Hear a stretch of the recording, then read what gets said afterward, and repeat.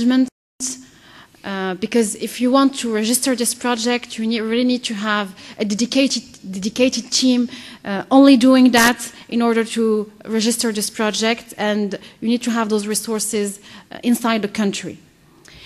Then there are some technical skills preventing the execution of the projects. And then there's a shortage of legal skills, because if you want to sign an ERPA, which is the Emission Reduction Purchase Agreement, you need to have those skills in order to negotiate that. So this is basically a first picture of how it looks like. But on the other hand, what I would like to highlight is that the country is really making great efforts in order to promote renewable energy. And I would like to discuss this topic very precisely. First of all, I would like to talk about this new law. This new law that is deregulating the market is a revolution within the country. It was adopted like last year, and then the decree entered in force within this year. And what does it say, basically? It says that, like in the past, there was only one actor, which is like ONE, Office National d'Électricité, which was allowed to distribute energy across the country. Now, this new law, new players are coming in and are allowed to produce, distribute, export this energy as long as it's coming from renewable energy. I think this is great because it's really opening up this field for newcomers, and it's not a monopolistic sector any longer. Then the second thing I wanted to highlight is the country really set up a very ambitious strategy related to solar. There was this creation of MAZEN, which is the Moroccan Agency for Solar Energy, and there is this ambitious target of setting up like 2 gigawatts of solar energy by 2020, especially in the northeast and then in the south. And I guess you may have heard of this project of Ouarzazate and other projects coming up, like in Ain Bani Mathar and also in the south. I think Morocco can really rely on the fact that it has a potential for solar. Sunniness is very high. Then I can move to the other sector, which is wind. I think Morocco has a very strong potential in wind. There are areas in the north, like in the Mediterranean Sea, but also along the Atlantic coast where wind speed is around 9 meters per second, which is great. And there is also a plan of producing 2 gigawatts of wind energy by 2020. Again, in the north, like here in Tanger, Tétouan, but also in the south, in Tarfaya, in Bouche d'Or, and in other areas. Then the last ambitious policy that has been put together was this waste management strategy. I think the World Bank is supporting the domestic ministry in order to scale up and professionalize the landfill gas sector. Now we see that there is a potential here in Morocco to work on carbon finance, which is great. So now what's next? What we can see that there are really challenging regulatory things coming up, because as the Kyoto Protocol, as the first period of commitment of the Kyoto Protocol is coming to an end by 2012, we need to see or to secure or to identify in which market we're going to sell those carbon credits. If we start with the international talks, I think it's unlikely today that the Durban talks will end up with an international agreement. Second point is that if we look at the EU, which is the biggest market, as Morocco is classified as an intermediary country, what we can say is that unless projects are registered before December 31st, 2012, or unless there is a bilateral agreement, Moroccan project won't be able to access this European market. So there is a challenge here. So what can project developer do today? In the short term, what they can do is really work hard in this short window that is left, which is like from now on until December 31st, 2012, in order to register their projects, whether it's a single project or a POA, which is a program of activities. This is like the short plan, and some of the project developers are really working on that. The second plan is to wait for these new mechanisms to come up, like NAMAs, or to work on these bilateral schemes, like with the EU or Japan. But as far as I know, this has not started yet. So it may take some time. And on the meanwhile, there will be, if nothing happens today, if we don't get a signal, a big gap between what we can do now and the next level of tools coming up. So this is where there is the issue. So to sum up, I would like to say that doing carbon finance is complex. There are opportunities in Morocco, and it would be a shame not to be able to seize them. I think in the absence of a clear signal, we have to work on what we can do. And I think that the Ministry of Environment is aware of what's happening, but it would be good if the Ministry of Environment works with the Ministry of Foreign Affairs in order to get the support and in order to get those bilateral mechanisms in place as soon as possible. This is what I wanted to share with you today.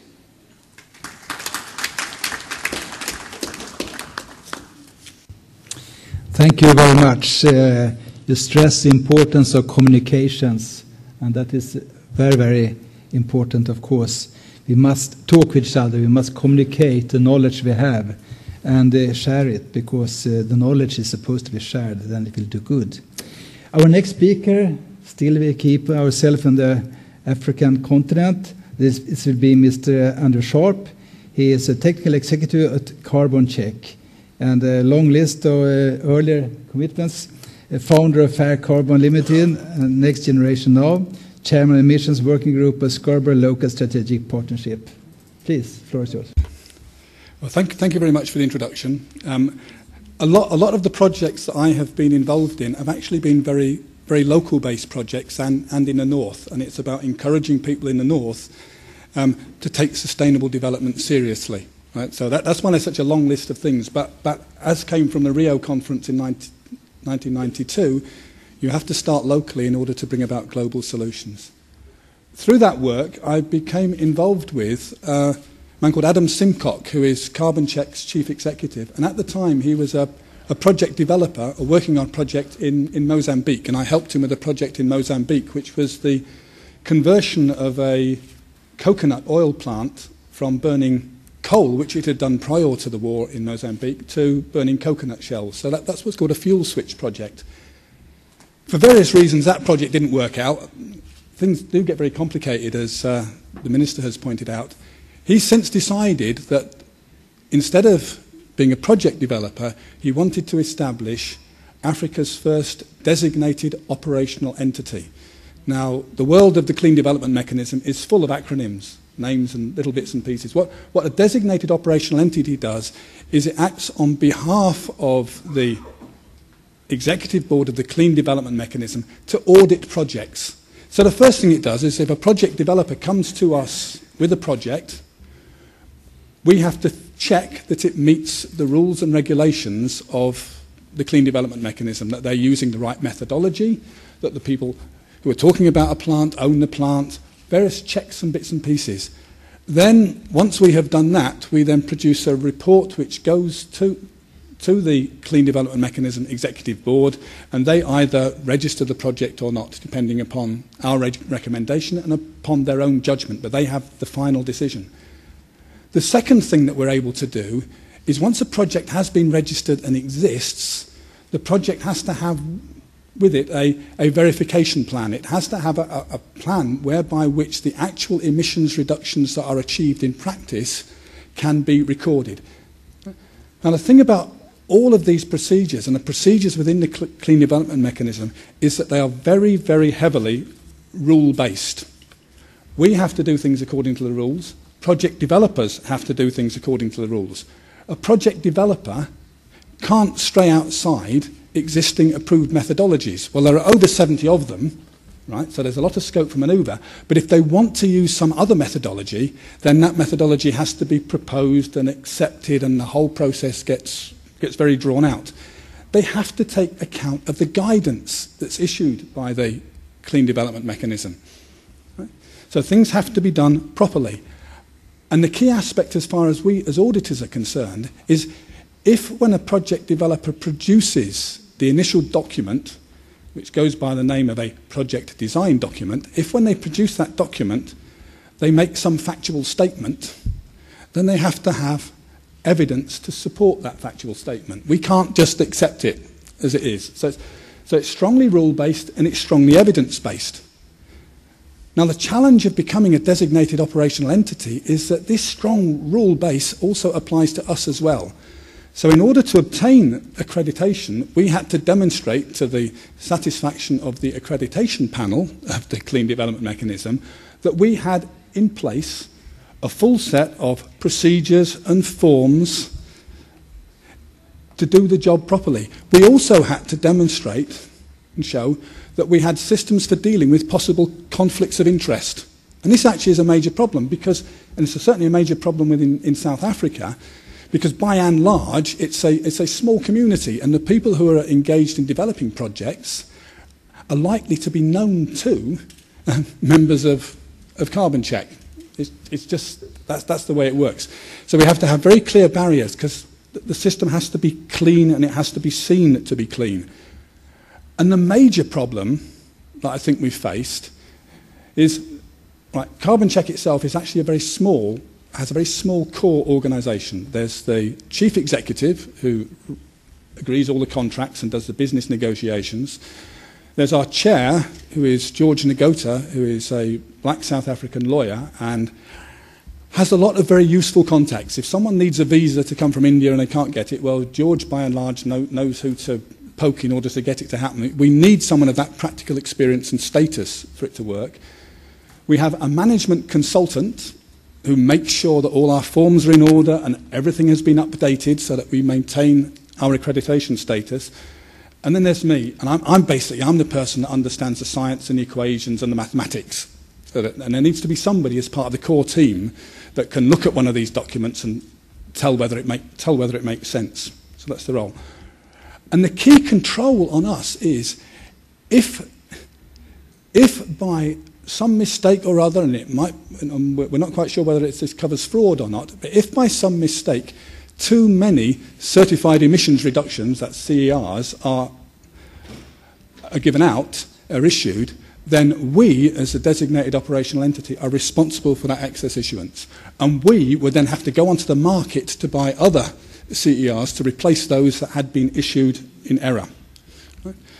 Now, as the Minister has pointed out, there are real problems with capacity within Africa. There are real problems having people on the ground who are able to go through this full set of procedures to provide evidence in the right form. Right?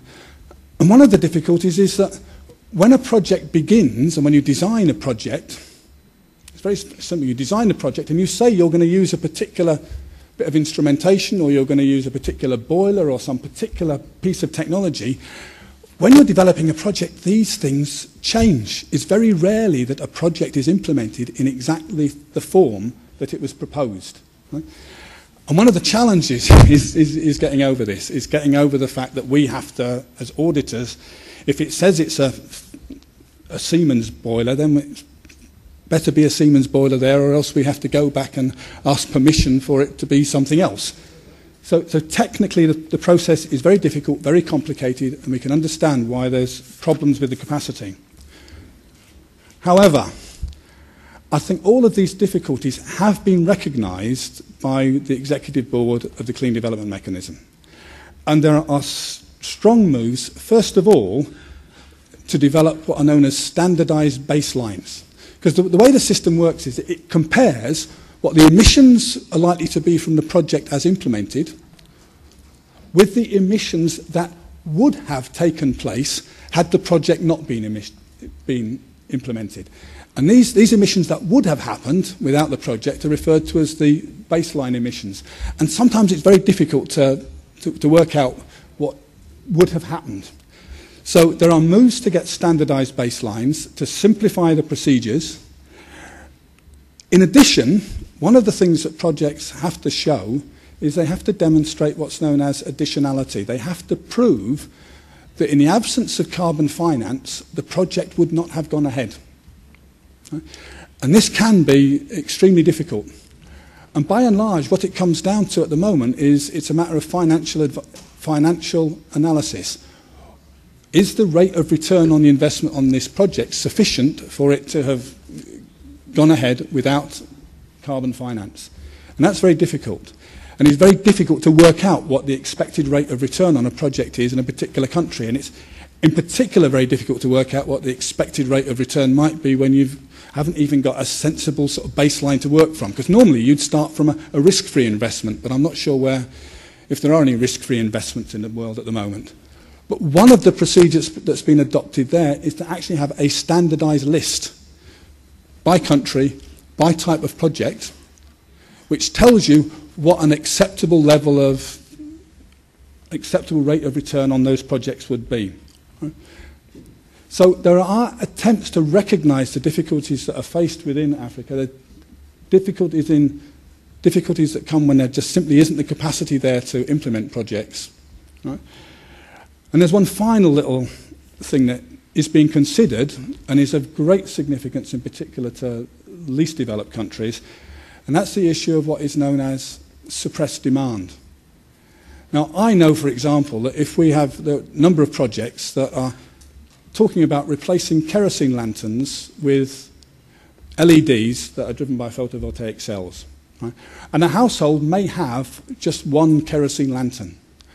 As the rules stand, you can only consider the emissions reductions from that one kerosene lantern, because that's all there is, that's what the baseline is. But the reason there's only one kerosene lantern is that the people are, by and large, too poor to have any more than that. So there's a demand for lighting that has been suppressed simply through poverty. So there are attempts at the moment, and they're not finalised, to try and take this into account, to establish what are called minimum service levels. So how much lighting might a household expect? And then to be able to work out the emissions reductions that are based upon those minimum service levels as opposed to the actuality. However, and here I'll come to the really positive bits about it. One of the things that the Clean Development Mechanism does do is it does shift finance from the north to the south. There's no doubt that there is a shift of money. Nothing like as much as there ought to have been has come to Africa. But it doesn't mean that the process doesn't work. It also helps in the transfer of technology from the north to the south. There is no reason whatsoever why developing countries should go through the same dirty phases of development as have happened in the north. No reason whatsoever. We need to skip the dirty stage. And there is that technology transfer, and seeing things like photovoltaic cells and wind generators and wind turbines, which are clean technology, coming into the developing world is nothing but a good thing. And the final little thing is this. Our chief executive is extremely proud to be the first African DOE. And the reason he's extremely proud is that his company has been accredited by the United Nations. And being accredited by the United Nations is seen as a badge of good governance. And I think that one of the transfers, as well as technology, as well as skills, is actually a transfer of good governance from the north to the south. If you're even going to consider developing a project, then you have to start looking at a way a business is run, looking at a way a project is run, looking at the way in which energy is consumed and used within that project. And this is something that hasn't always happened in the north either. But those principles of good governance and good energy management are things that are transferred. Thank you.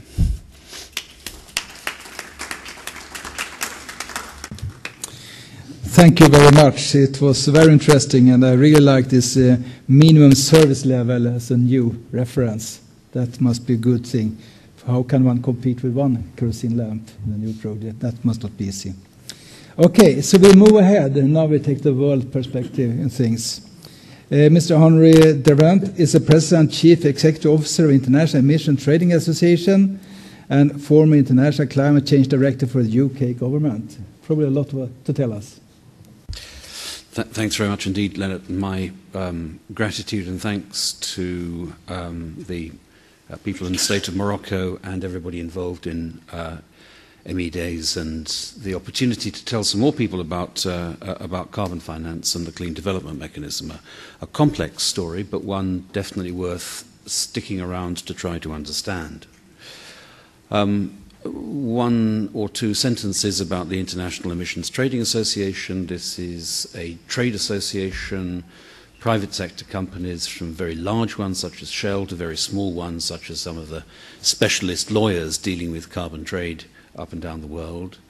Formed just after the Kyoto Protocol was signed with the objective of moving as quickly as possible towards a global pricing regime of carbon. In the case of some of our members, not because they actually wanted to have to pay more money for something which previously had been free, but because they could see that coming as a necessity and thought that carbon pricing was perhaps the least worst way in which government could impose things upon them. Now, you've been hearing various perspectives on the clean development mechanism of the Kyoto Protocol, and it's worth getting some definitions straight first of all. And I would say that carbon finance is the clean development mechanism. At least at the moment. There's no necessary reason why the clean development mechanism should be the only means by which emissions reductions in the south are given value and bought by those in the north who require that value. But at the moment, it's basically the only game in town. We can see some developments. We see a small voluntary market, which is growing very fast and which is very vibrant. But in terms of total volumes, it is pretty small. We see the development of emissions trading schemes in places like California, where they have their own ideas about methodologies rather than using the CDM, but that hasn't started yet. So the CDM and carbon finance are very largely identical. And the CDM, unfortunately, is in some trouble. Not just the very real but technical problems that Peter was talking about, but problems at the high level, the high political level. I want to give a global view of why that is and how things might improve. But I have to start by just emphasizing the proven effectiveness of the clean development mechanism as a means of promoting investment, as a means of achieving technology transfer to developing countries, and a means even of achieving or promoting capacity building in developing countries too. It is true, as Laila said, that lack of capacity slows down the use of the clean development mechanism in many countries. But over time, and of course there should be more direct support to help achieve this, but over time, getting involved in or having companies who become involved in one clean development mechanism project leads to the development of capacity which can then be used for others, and it breeds. There is strong support now for the clean development mechanism from the development banks, from the African Development Bank, from IADB and the Asian Development Bank and the World Bank, whereas there was not only 3 or 4 years ago.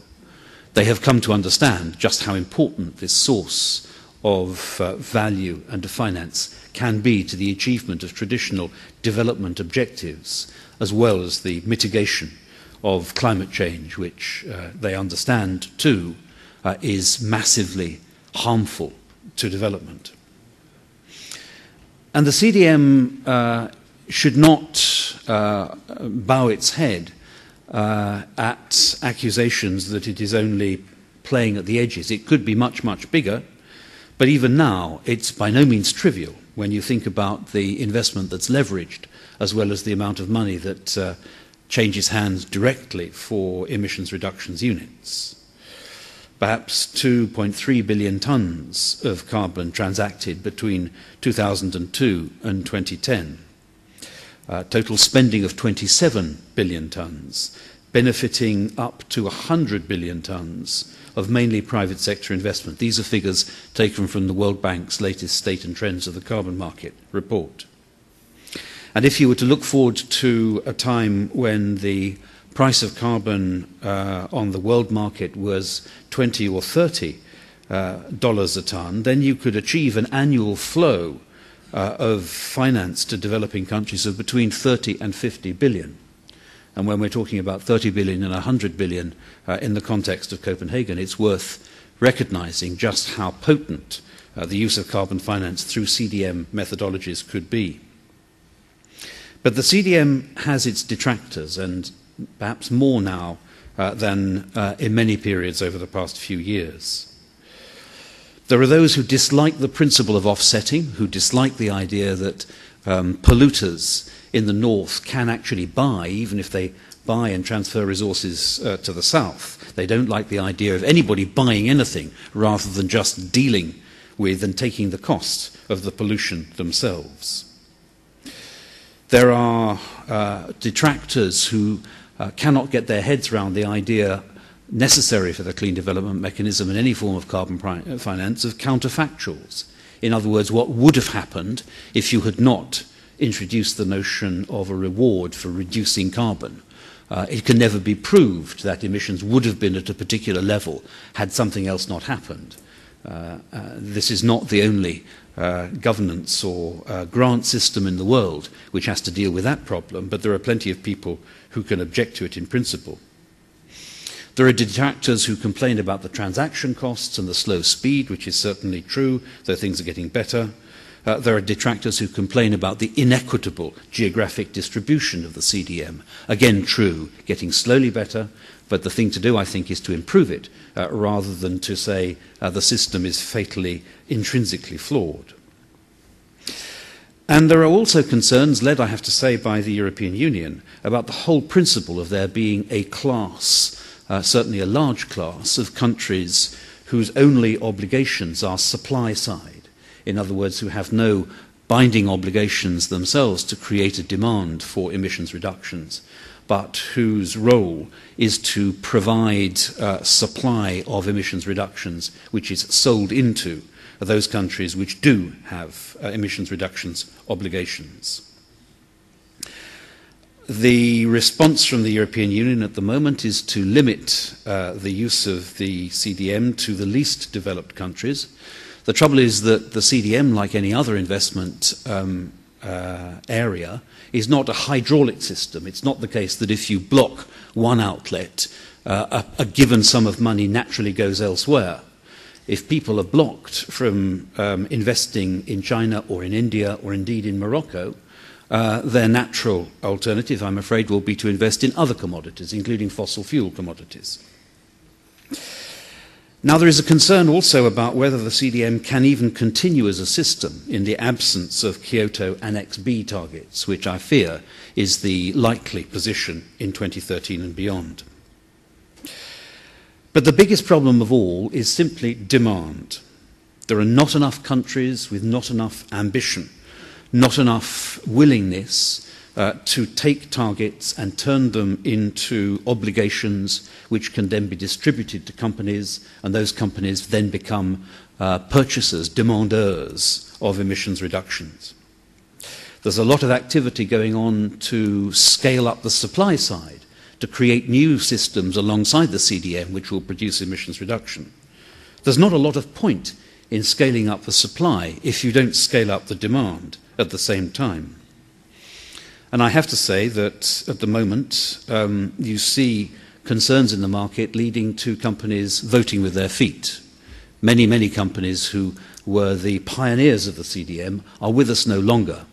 The most recent headline is that the Noble Group, a major commodity trader and investor, has just sacked its chief executive as a result of his presiding over a $17 million loss in the last quarter, mainly as a result of reducing activity and pricing in the carbon world.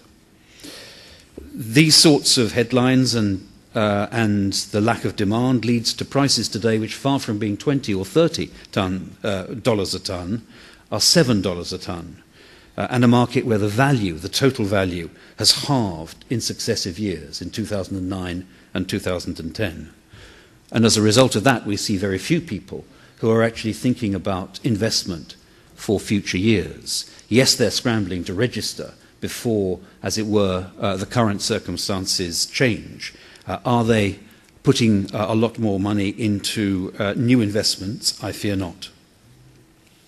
So it's great to see so much investment today in renewables and in energy efficiency without the benefit, if I may put it this way, of carbon price to add to the revenue.